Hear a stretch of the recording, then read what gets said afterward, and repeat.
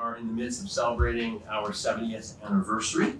You'll be hearing a lot more about our plans, the future vision for this organization as our fall and winter program season begins to roll out.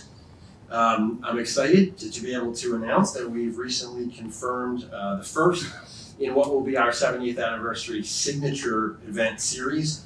On Wednesday, December 5th, we're going to be partnering with St. Joe's University to take a really deep dive look at the vital and very confounding relationship between the United States and Russia, keynoted by former U.S. Ambassador to the Russian Federation, Michael McFaul. Many of you may know that Ambassador McFaul has literally personally been an issue between the United States and Russia in recent months. So I think his perspective will be interesting and valuable. This speaker series, as well as other areas of growth that you're going to be seeing for the Council, are being made possible by contributions to our Rising to the Occasion fundraising campaign on the event of the 70th anniversary. So please stay tuned for more information about all of that. Also coming up this fall, we're going to welcome America's longest resident of outer space, astronaut Scott Kelly, in a program in cooperation with the Franklin Institute. And before that, actually, one of our country's leading public intellectuals on foreign affairs, Robert Kagan, whose new book, The Jungle Grows Back, is being talked about both by the book's fans and by its critics as a very important foreign policy book this year. Before we move on to the substance of tonight's program, just a couple of housekeeping notes that we try to do. If you haven't already done it, please silence your cell phones. But we do encourage live tweeting. And you can do that using the tag @WhackPhilo. So now it is my honor to introduce our guest, Dr. John Lehman.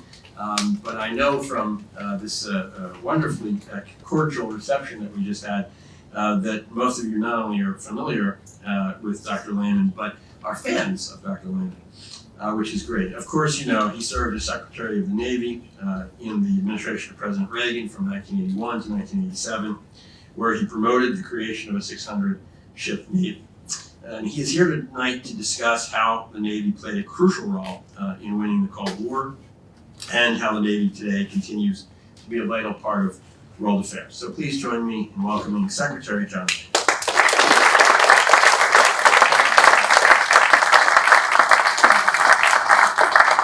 hope you won't mind if I don't hide behind the lectern. I learned early on that I'm not good at preaching, so I'd rather kind of keep a rapport. It's great to be here. Thank you very much for hosting this.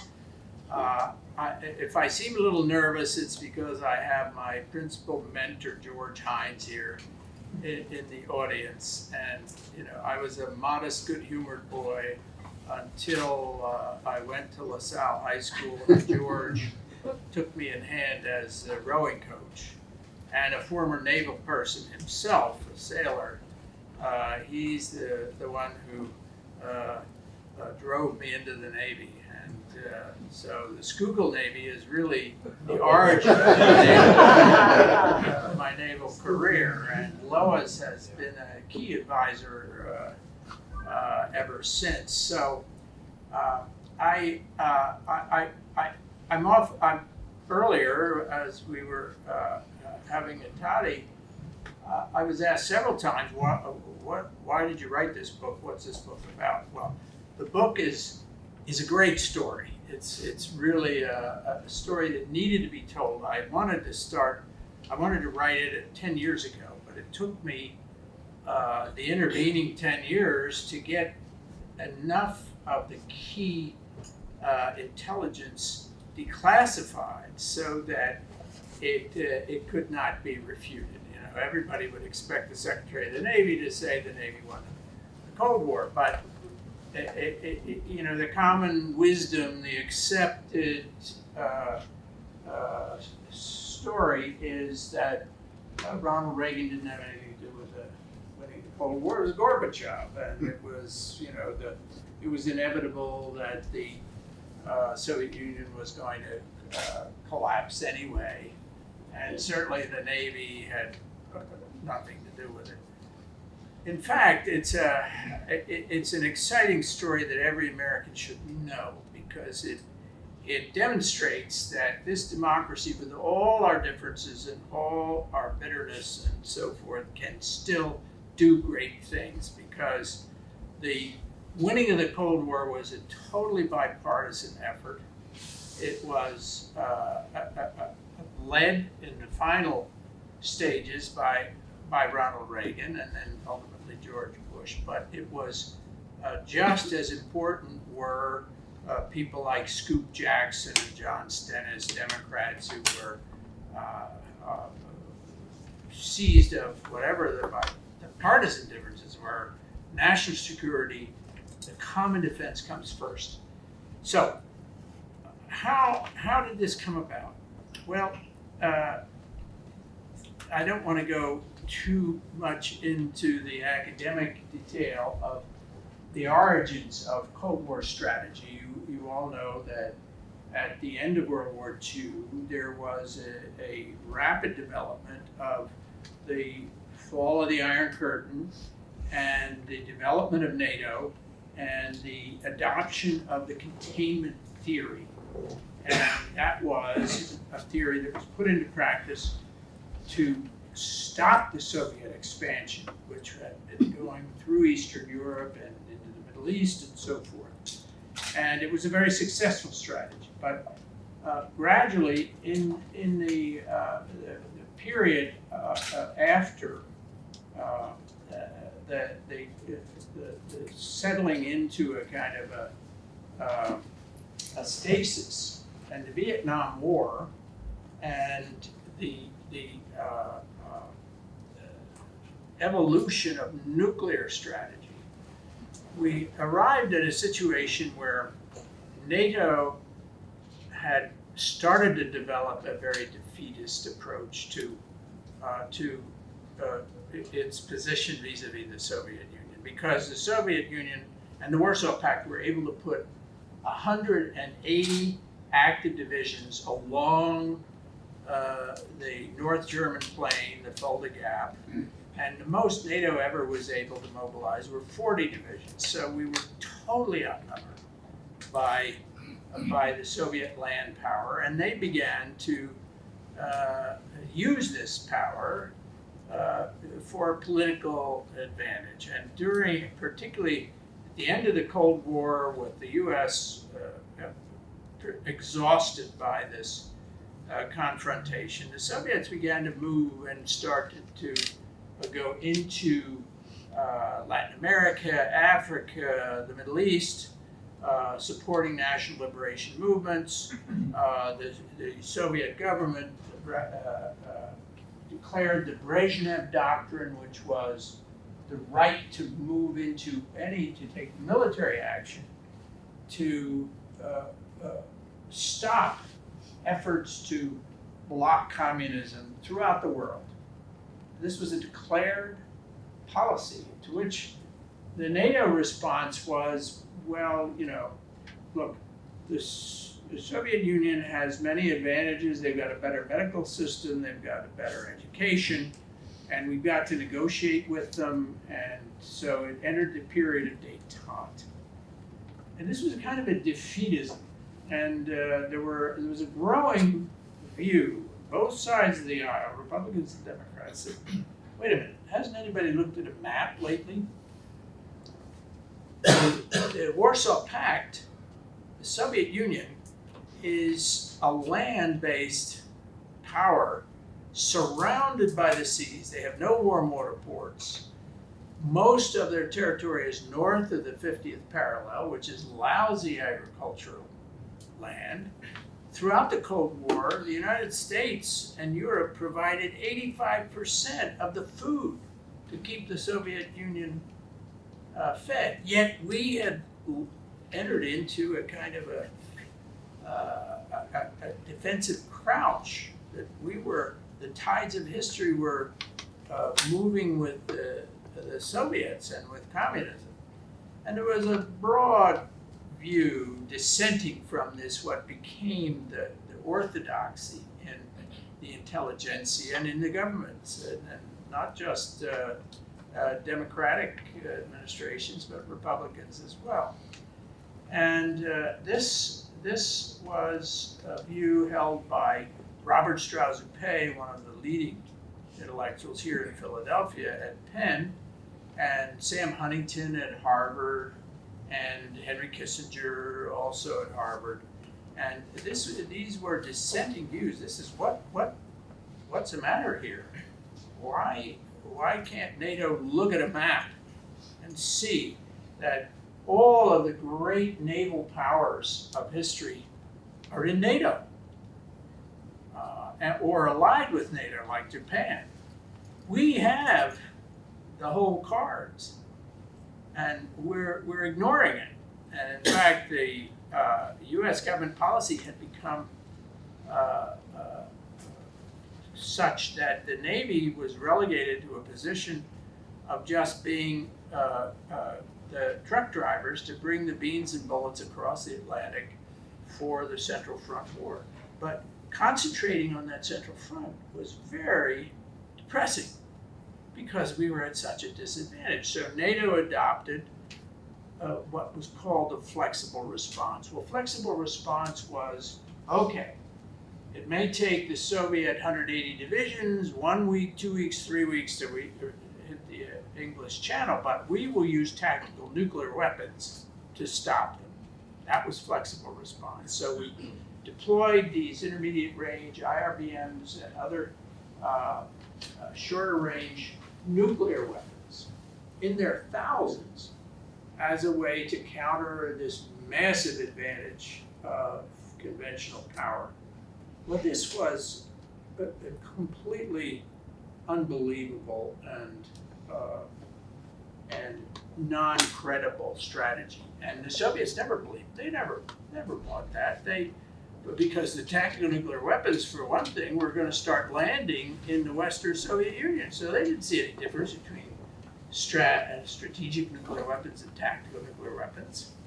And so it was not deterring the Soviets because they did not believe that any Western leaders would press the button to go nuclear on the tactical nuclear scenario.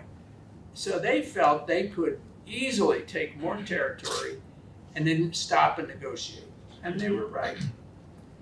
NATO was ignoring the tremendous advantage they had potentially with the navies. So the Navy and its theoretical supporters like Kissinger and Huntington and so forth put forward a strategy to counter this. And that's basically what Ronald Reagan ran on in 1980. And that was a 600-ship Navy, 15 carriers, 3 Marine amphibious brigades, and with a forward strategy, because Reagan believed, you all recall when he announced that he was running for president, having lost the nomination in 76 to Gerald Ford. When he announced again he was going to go for the nomination and the general election, he was asked, what is your Cold War strategy going to be? And he said, it's very straightforward and very simple. We win, they lose. And of course, he was derided and ridiculed by the establishment press and the academic community. This cowboy, this the movie actor, doesn't understand the nuances and the intellectual nature of détente and the need for negotiations and so forth. So, but he meant it and he understood it. He instinctively understood more than any, and I've been around 6 presidents in my time, for and against, but he grasped it instinctively, geopolitics, and what power really, power politics really is. And he believed we could win, he truly believed we could win the Cold War without fighting, without violence. And so that was his strategy. And the Navy and also the Air Force, along with the Navy, was his were his tools to implement this. So during the transition, we had worked up all the budgets and the specifics of what kind of ships we had to build, how we could build them, get competition back in, get the prices down, and so forth. But in one of the meetings we had after he'd been elected during the transition, he said, what can we do to show the Soviets this is not just political rhetoric. This is not a minor, this is not a normal ebb and flow of political rhetoric here. This is a fundamental change from the passive or reactive policy of the last 30 years and a shift to, in effect, confronting the Soviets and rolling back their steady advance and proving that they could not win advantages against NATO. And reestablishing deterrence. Because he truly believed, deterrence is turned into, a more complex kind of intellectual process than it really is. All deterrence is persuading your adversary that he will lose more than he could possibly gain if he uses violence against the vital interests of NATO. And so Ronald Reagan wanted to do something quickly. He declared the 600 ship Navy. He ran on it. That was going to be his policy. But how could he prove that it was going to be real and right now, not in the great by and by? And so we said, at the time he had asked me to be Secretary of the Navy, and we said, we have a deal for you. What we're going to do is take the annual big NATO naval exercises that have been going on every year, but they were just practicing refueling and things like that. They were prohibited because they didn't want to offend the Soviet Union. They were prohibited from going north of a kind of Maginot Line drawn between Greenland, Iceland, and the United Kingdom, because that would offend the Soviets if we went up into the Norwegian Sea, into the Barents Sea, where their strategic assets were, where their vulnerabilities were. And so we said, look, Mr. President, if you let us just take this already planned exercise and instead of staying below the GIUK gap, let us turn left and go up into the Norwegian Sea and all the way up into the North Cape and the Barents Sea near Murmansk, and show that we can run strike attacks from the carriers and we can put our submarines right into their backyard, and there's nothing they can do about it. They can't stop us. They don't have the technology. They don't have the numbers to do this. And he liked that. He said, yeah, that sounds good. But I said, there's one little caveat. You can't tell our Joint Chiefs of Staff. Because if you do that, it will leak. It will be controversial, and you certainly can't tell NATO. And so Reagan said, but I thought you said that this was a joint with all the NATO, Reagan, with the European navies. He said, yeah, yes, for sure. But the European navies never tell their ministries what they're doing, and the ministries don't understand. Most of the NATO politicians think that naval ships are solid, like their toy boats were when they were kids. They don't understand what the Navy does, so they don't pay any attention. They don't clear what they're doing in these exercises. So he gave us the go-ahead. So we rewrote the op orders. August, he was inaugurated January 20th. I was sworn in at my desk 2 weeks later on February 5th, and as was the rest of the top team at the Pentagon. Now you compare that with the last 4 presidents, and it's taken them a year to get their national security team in place. Reagan wanted everybody in place. He'd done all the vetting and the decision making, and worked with the Congress to get immediate confirmation hearings, and we were all confirmed right after the inauguration. When I was on the 9/11 Commission, we identified that we could have stopped the 9/11 attacks had George W. Bush done what Ronald Reagan did. When 9/11 happened, 9 months after the inauguration, there were only 20% of the national security team in place. The offices were vacant. And that's been the case since. Obama was the same, and the current president is even worse. So that was a key lesson. When the administration changes, we have to have people in place right away. So in any case,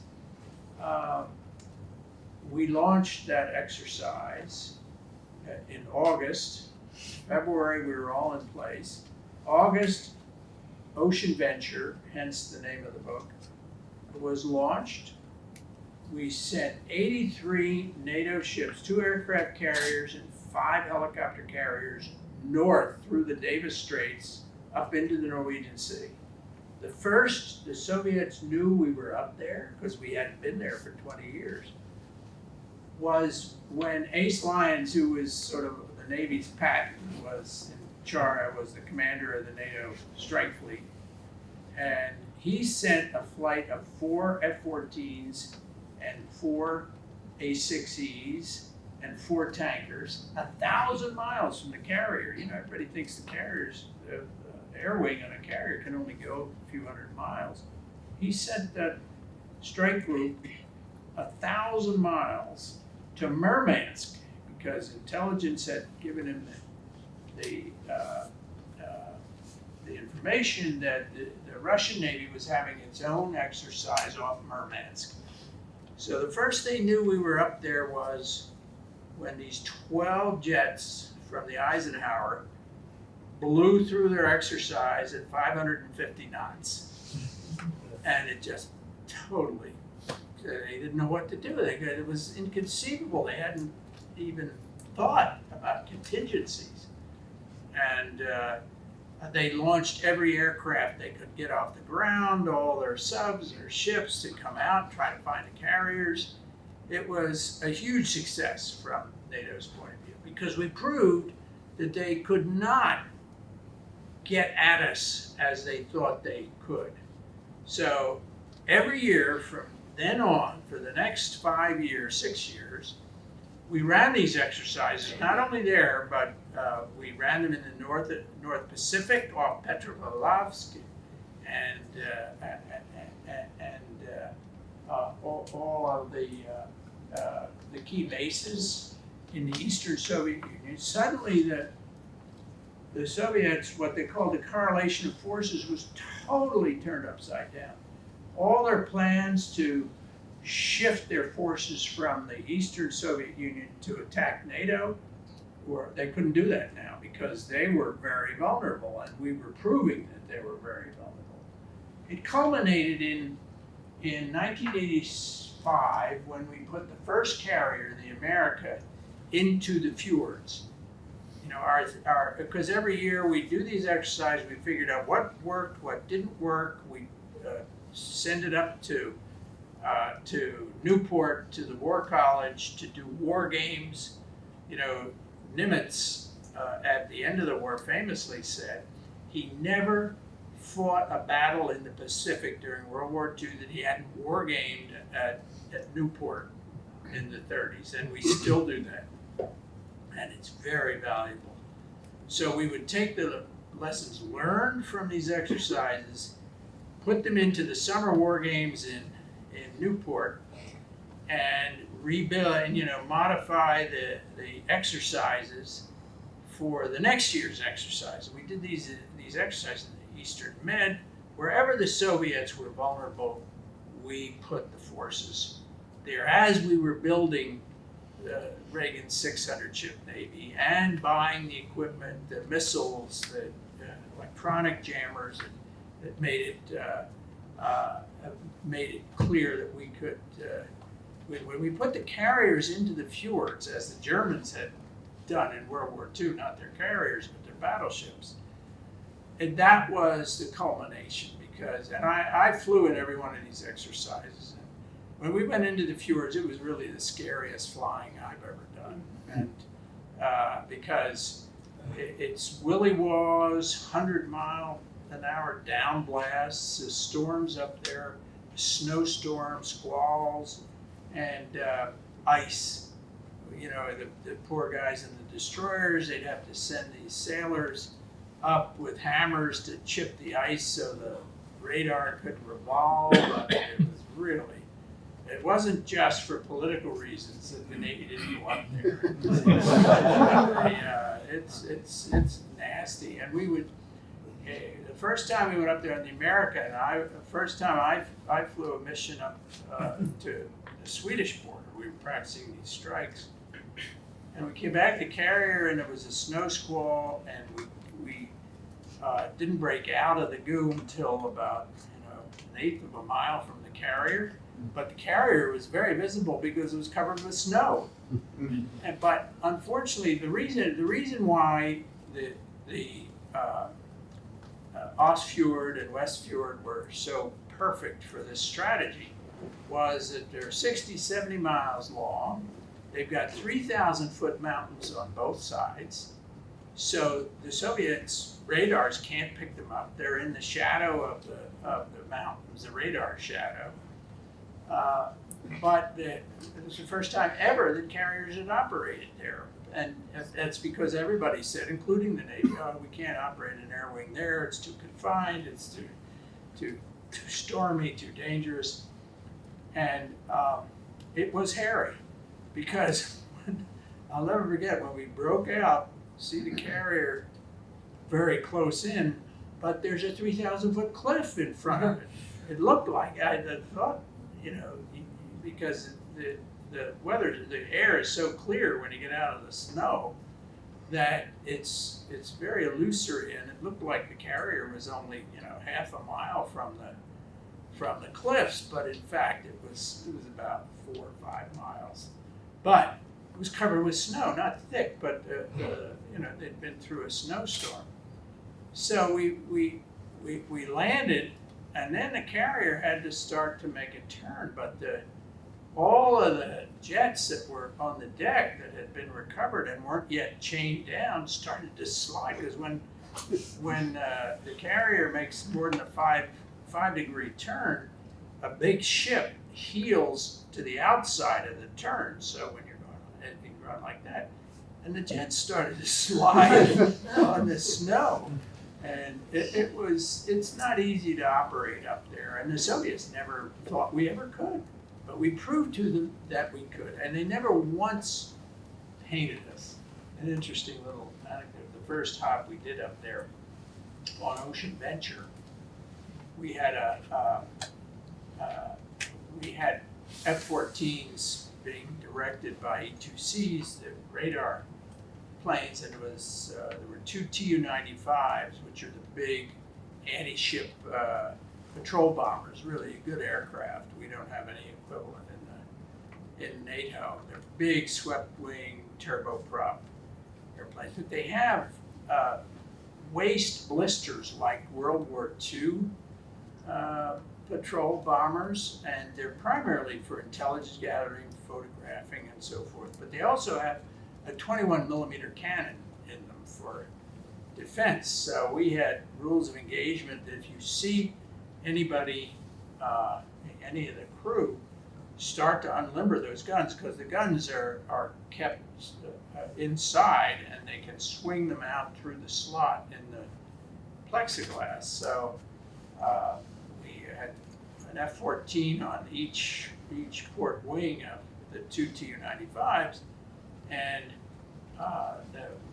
we were obviously, it was the first time we'd been up there, so we were listening in on all the nets, and the pilot said, there's a lot of activity in the port waste blister, and so their rules of engagement were if they saw that gun move to be deployed, they would do a split S and get out of there quickly.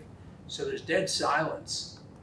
We're, what's going to happen? Are they going to start shooting or what? And then we hear the F-14 pilots say, the crew has just pasted this month's Playmate of the Month on the plexiglass. That somewhat relieved the tension. So anyway, we did these every year, and it culminated in '86 when the Politburo, when the General Staff had to send a march to the Politburo saying we have not been able to withstand the NATO fleet in the northern approaches for more than a week without losing our fleet in these exercises.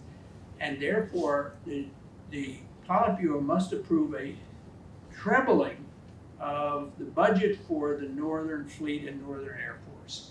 And this was just what Gorbachev needed, because he knew that this was bankrupting the Soviet Union. And so he had, the price of oil had collapsed, which was their principal source of revenue. You had the Chernobyl meltdown. They were in real trouble. So he not only said no to the trebling, he ordered the cutting of the defense budget. And that, I'm jumping over a lot of detail, that led to a coup d'etat attempt by the military, the Soviet military, which Gorbachev was able to defeat, and he purged all the people that were against his perestroika and his negotiating strategy. And then he started seriously negotiating with Reagan. You remember the Reykjavik summits and so forth. And that, in turn, led to the sudden collapse of the Warsaw Pact. The Poles first pulled out, the Czechs followed, and Gorbachev did not send in the Soviet troops as his predecessors had, and that really was the end of the Cold War. It took another 2 years before it all came about, but that is what happened. That's my story, and I'm sticking to it. So I'm happy to go to questions.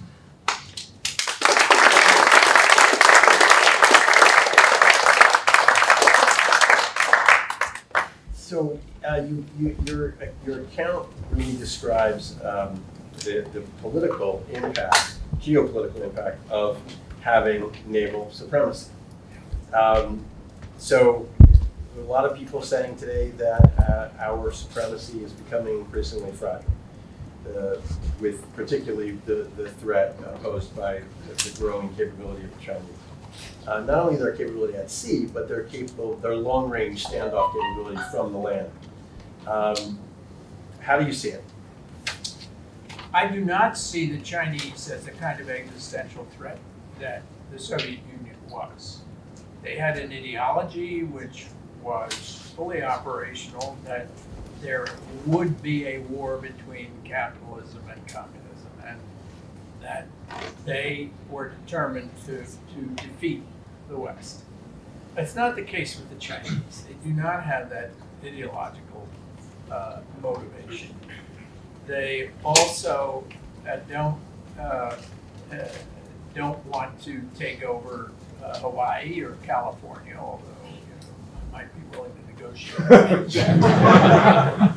One one of those.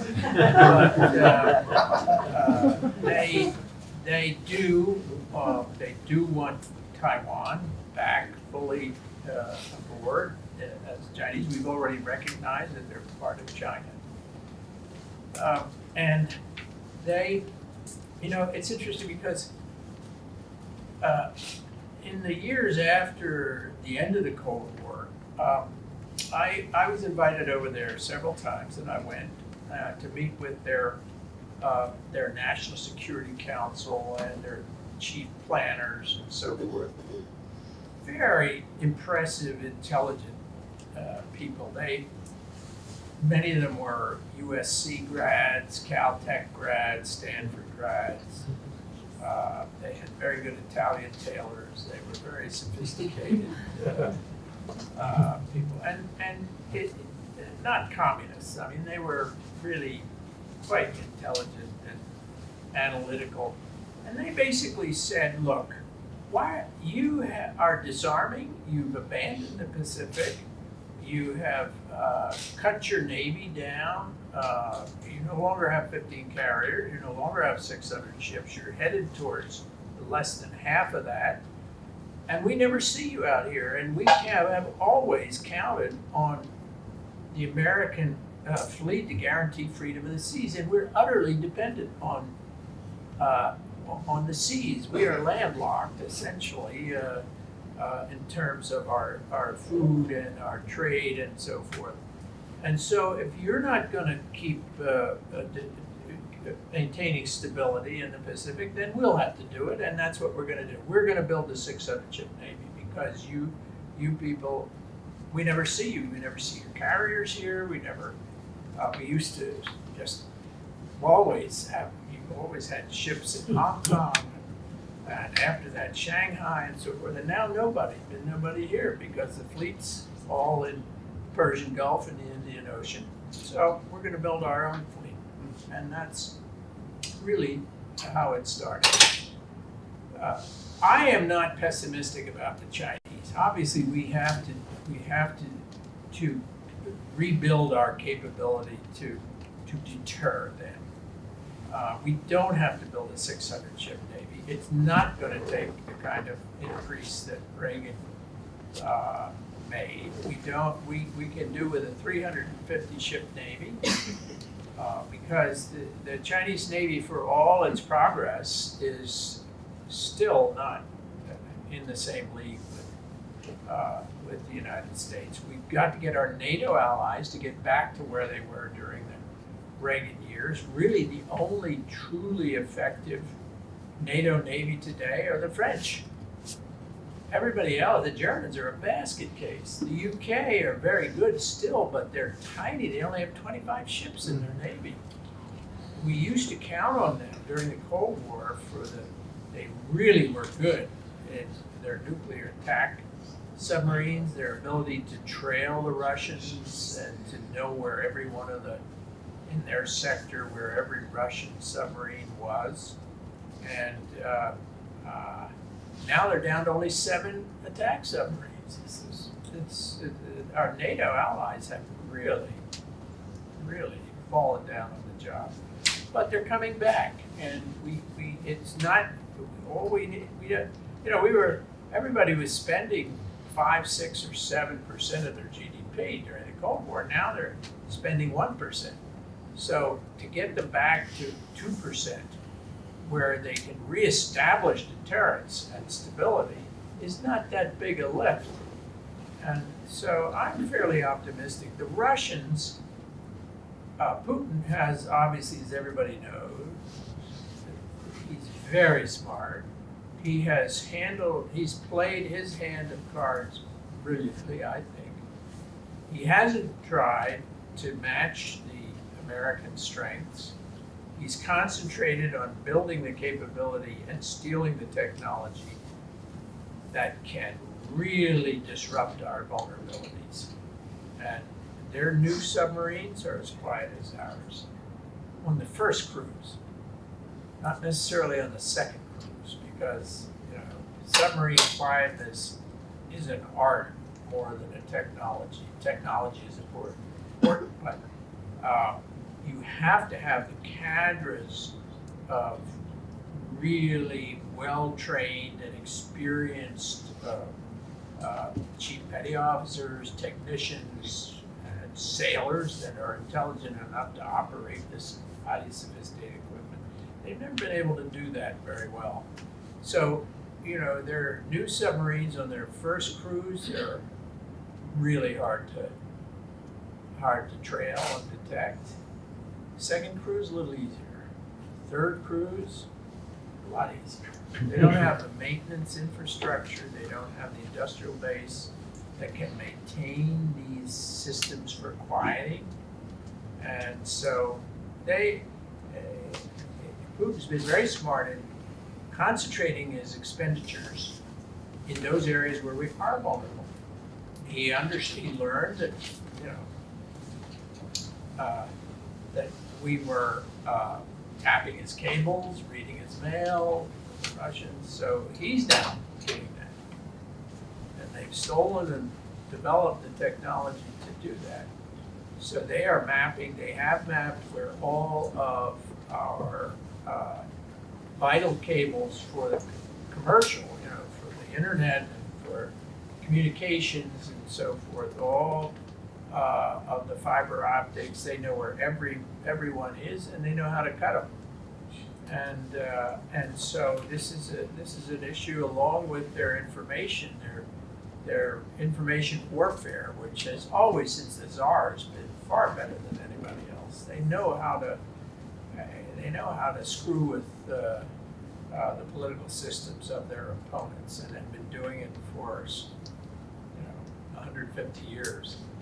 And now with the internet and with cyber, they're really able to mess with us, and so we've got to be able to mess with them even more. And but I'm basically optimistic. So I had mentioned to you that I spent yesterday at the Naval Academy at a conference about China and the war gaming that goes on around. You mentioned Taiwan, and there are a lot of people who still feel that could be a tremendous flashpoint as the younger people in Taiwan really see themselves as a separate nationality. The story I heard yesterday was from Graham Allison, who said that in 1996 he was serving the Pentagon. The Taiwanese were making noises about independence. The Chinese were saber rattling. President Clinton sent 2 aircraft battle groups not into the Straits but into the region. The Chinese backed down, but really felt humiliated. As a result of which, and said, we're never going to let this happen again. As a result of which, they have developed these shore-to-ship capabilities, long-range capabilities. And so the question arises, we have these very expensive, very precious assets in a 350-ship Navy. Can we afford to put them in harm's way when we might take real losses from their capabilities? But on the other side of it, if we can't afford to put them in harm's way because they're too valuable, then why are we spending money on them? Well, this is one of the oldest debates, and I'm afraid I've seen nothing new in the more recent dialogues. The first big debate over carriers, were they vulnerable, were they too expensive, was in 1917 when the British built the first full-up aircraft carrier, and it's been going on ever since. The worst threat, worse than anything really that the Chinese can mount today, was in the Battle of Okinawa in World War II. We lost 35 destroyers to cruise missiles, i.e. kamikazes, with much more agile and smarter guidance systems than are available today. We had 4 aircraft carriers that were basically put out of action, and they weren't sunk. I mean, to sink a modern aircraft carrier without nuclear weapons is next to impossible. I mean, a Nimitz-class carrier has triple armored decks, it has triple hulls, it has 7 feet of side protection of different classified substances, that if an Exocet or a Chinese cruise missile hit them anywhere on the side, they wouldn't even notice because there's so many layers to get through. There are 1,000 watertight compartments in a carrier as opposed to a tanker that might have 3. And they can absorb punishment and keep fighting, but if they get hit, first of all, there are 7 layers of defenses. You've got the outer air battle, this is 300 miles away, where you've got the interceptors and the missiles. You've got the intermediate layer, where you have another layer of fighters and aircraft capability. You've got about 3 layers of different kinds of jamming. You've got the close-in defenses of the Sea Whiz, the Gatling gun that shoots 3,000 tungsten steel bullets per minute, radar guide, and any missile that gets in close enough, and other defenses as well. Nothing's perfect. In a war with China or Russia, the carriers are going to get hit.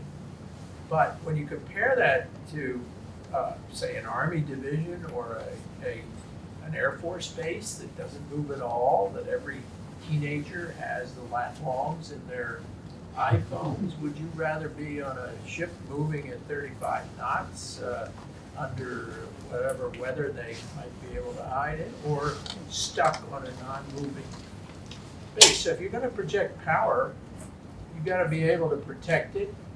The carriers are essential because you can't move on the surface of the sea, and 95% of all of our commerce and all of our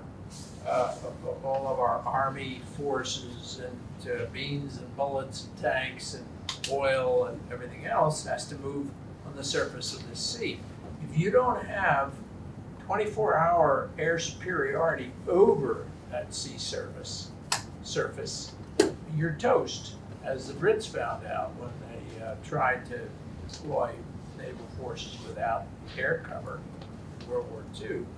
And so where are you going to get that? You're not going to get it from Air Force bases. You're not going to get it from anywhere, but bringing it with you with a carrier battle group. And yes, they can get hit. But the larger question is, are we prepared to go to war to keep Taiwan independent? I don't know how many people here are willing to send their children out to die to keep Taiwan independent. That's a deeper political question. But it's important to understand, it's not just us. The greatest aircraft carrier in the world is Japan. And that's right smack up against the Chinese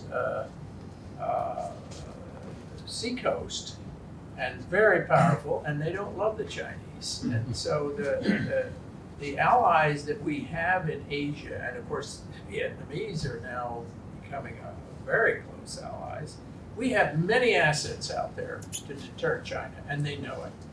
So that doesn't say we can't screw it up, because bad decision making can create lots of problems. But we have the fundamental geographic, economic, and military capability to keep the peace. I'm going to open it to questions from all of you. A few minutes, please.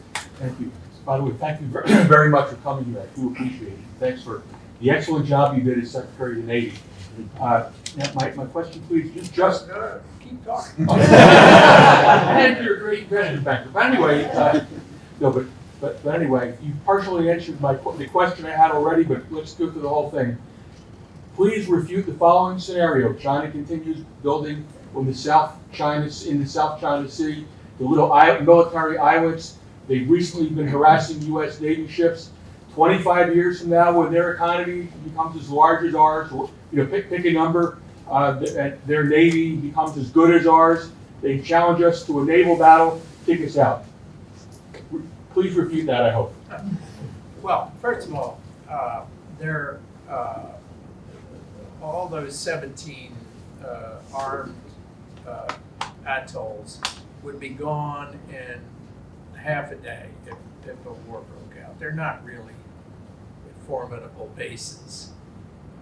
They're targets. And I think we're playing it just right. That we do not recognize their claims. We have the world court behind us, so we have the whole world opinion behind us. We should not allow them to effectively exercise sovereignty over the South or East China Seas. And the Japanese are certainly not going to let them do that.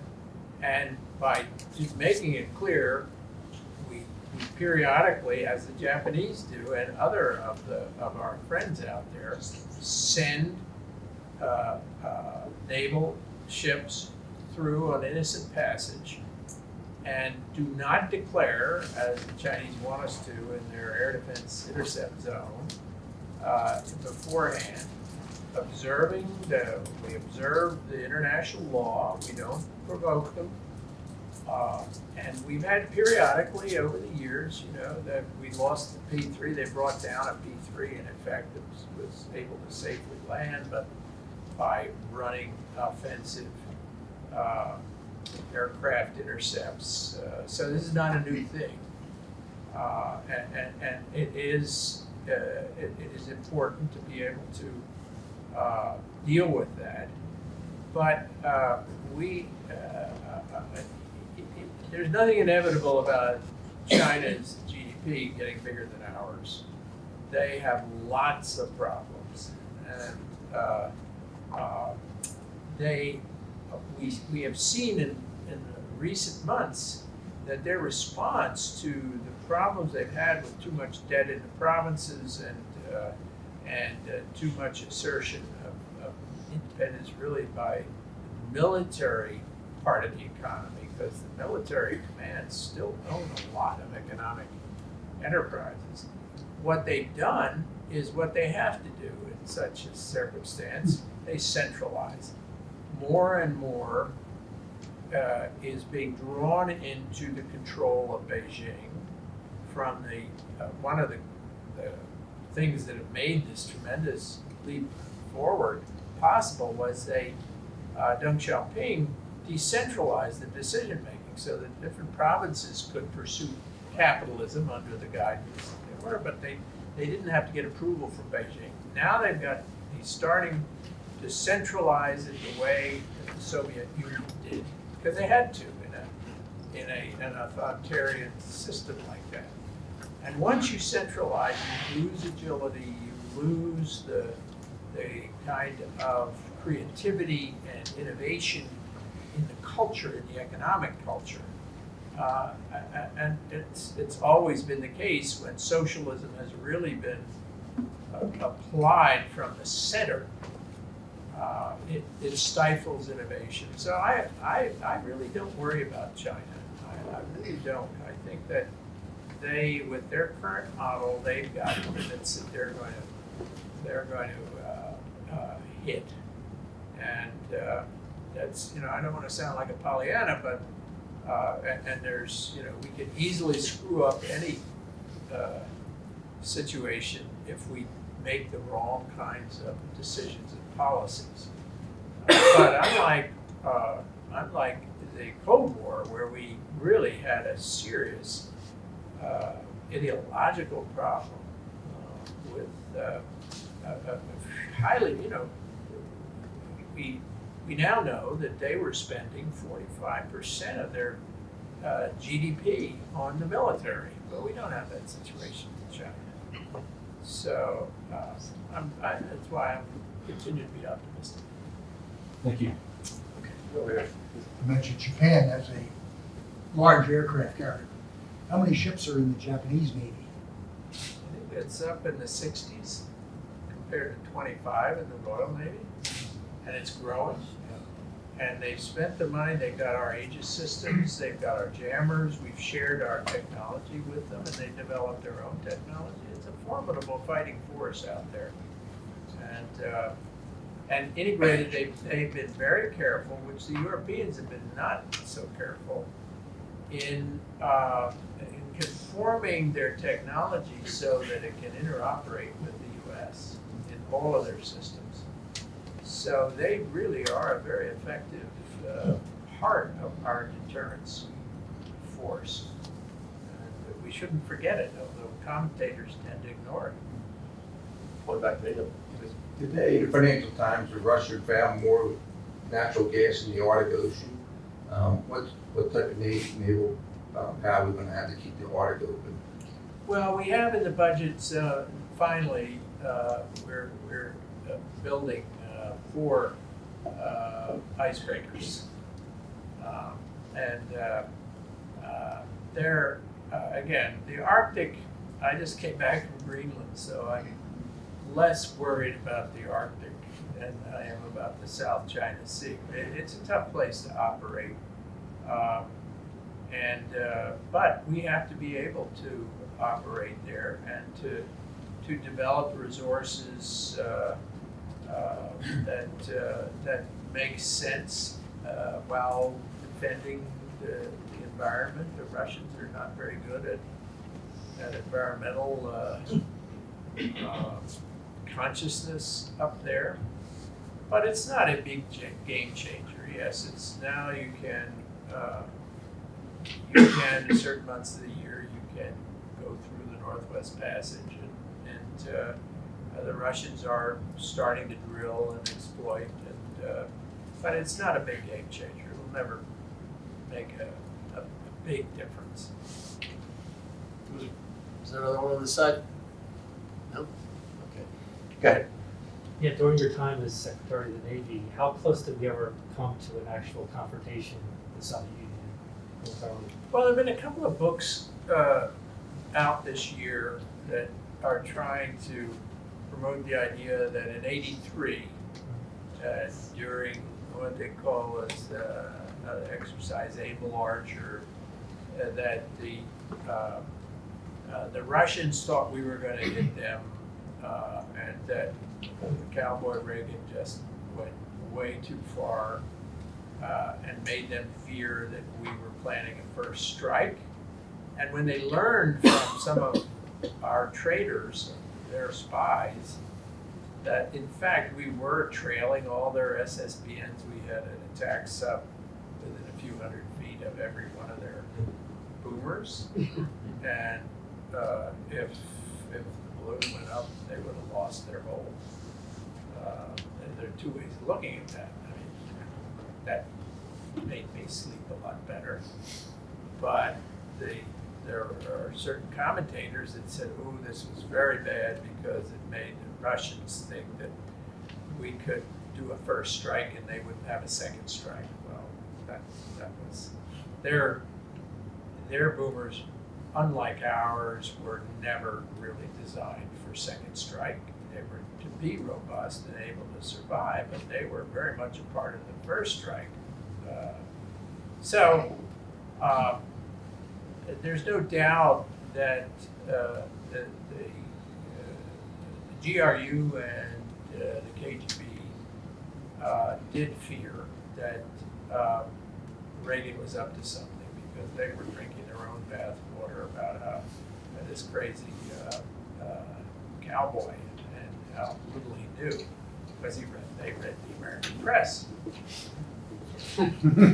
promulgated that, and so they were worried at the time, and it was something we were aware of. But don't forget, we were reading their mail, so we knew, and they knew they had far better human intelligence than we had. We had better technical intelligence. They were much better at spying, and they knew that we weren't planning a first strike. All the military, the military, the intelligence services, being by the nature of intelligence services being paranoid, that was the source of the worry in the '83 period. The military high command they knew very well that we were not planning any first strike, so it was never really a dangerous situation. Mr. Secretary, I want to thank you. I want to thank our audience. The Secretary has agreed to stay on, sign books for those who would still like to buy them and get them signed. So we are adjourned. Thank you.